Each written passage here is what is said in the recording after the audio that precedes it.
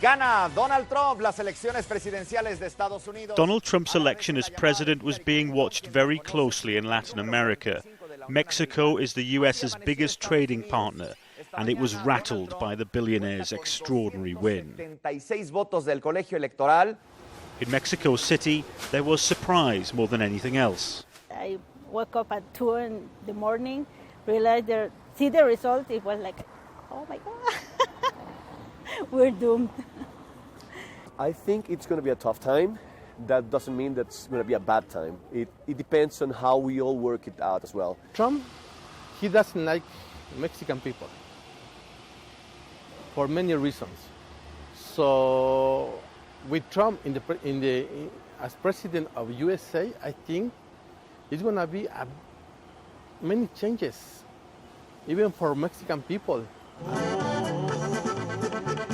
El Paso is a city right on the Mexican border.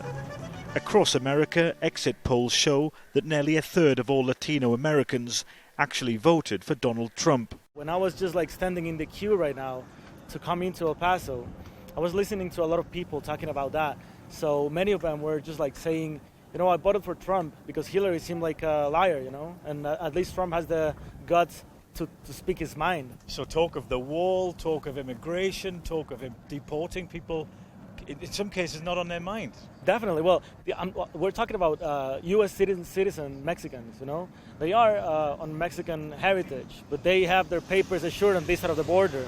Those were the people who was voting for Trump. Those were the Mexicans voting for Trump. 25,000 people cross this border into America every single day. But it's also the gateway for guns, drugs and people trafficking. And Donald Trump put that at centre stage of his campaign. More than half of the US-Mexico border is made up of a fence just like this one. And Donald Trump wants to replace it with a big wall. Of course, now that he's president, he can do just that. But he runs the risk of not just dividing two countries, but dividing communities as well. That's what Valerie Padilla thinks. She crosses the border from neighbouring Juarez to El Paso to study every day. My first reaction was anger. Why? Because first, I have a lot to lose. First of all, I'm a woman. I'm Latina and I live in a borderland.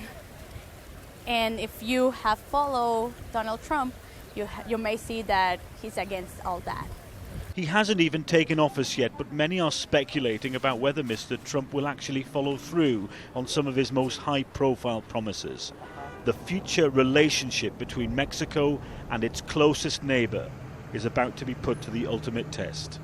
Nick Martin, Sky News, on the US-Mexico border.